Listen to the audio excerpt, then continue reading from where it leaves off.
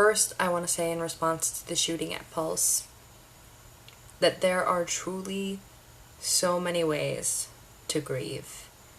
And it's upsetting to see all the policing, like, don't be mad or don't bring in the politics. And for that one, I agree that politicians didn't even wait for the bodies to get cold before they started figuring out ways to spin this for their agenda.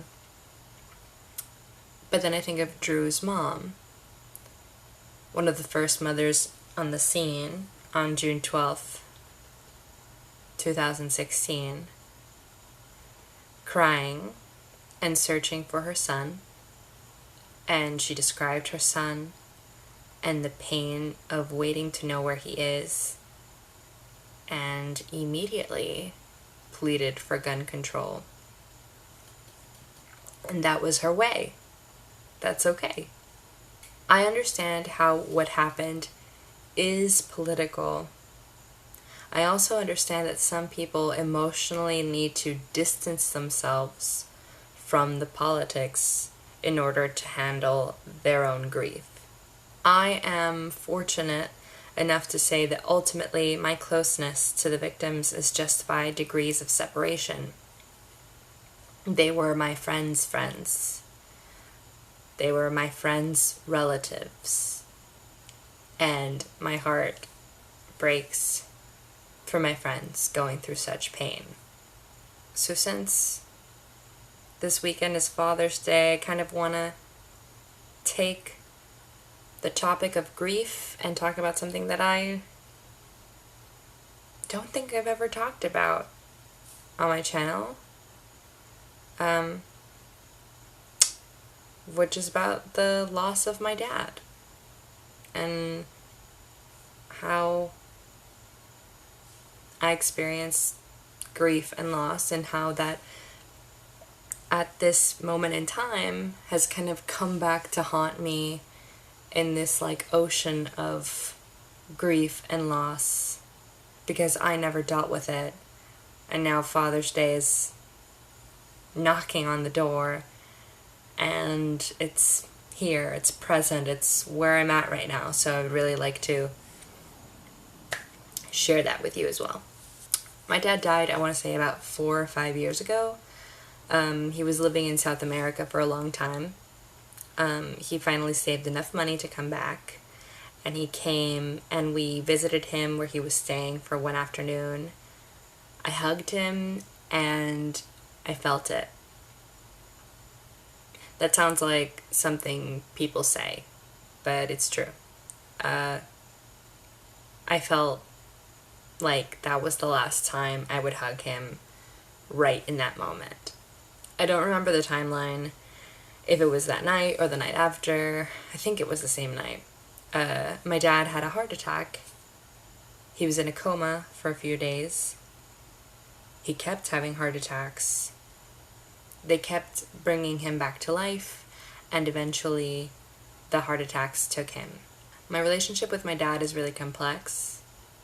As a child, he was abusive to me, to my mom.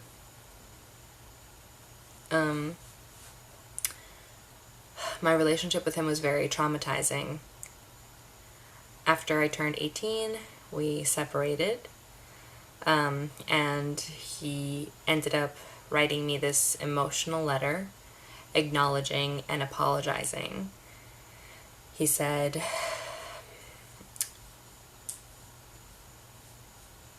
"I know I wasn't a good father to you, but please know that it's not because I didn't love you. I just didn't know how to be your dad." He said, "I hope you'll forgive me." And I did the standard response, I think, which was, "It'll be hard, but I'll try." And so him and I kept contact with each other via email and Facebook, and I actually learned how much him and I have in common. And we shared a lot of the same artistic and political passions. He was very sensitive to art and to injustice. So, meeting again felt like our second chance, and it was taken away. He didn't have a funeral. There was no money for that. It felt like he just snuck off the earth without anyone noticing. My brother and I decided to spend our first Father's Day without him at his favorite place, which was Disney World, and went around the park and shared positive memories of him. Everyone grieves in different ways. Everyone has different ways of coping with pain and trauma, and we have to try and understand, try and navigate our own way. So I hope we will hold space for everyone that's grieving in this time. And always, I think grief and loss is such an interesting thing, and people don't typically know how to navigate those conversations, but just be understanding that people are going through different things, and it's not, sometimes they'll do something that you may not understand, but it's not about you at that point. It's their grieving process. So we need to hold space for the ones that we care about that are going through loss. And I guess I just wanted to share that with you.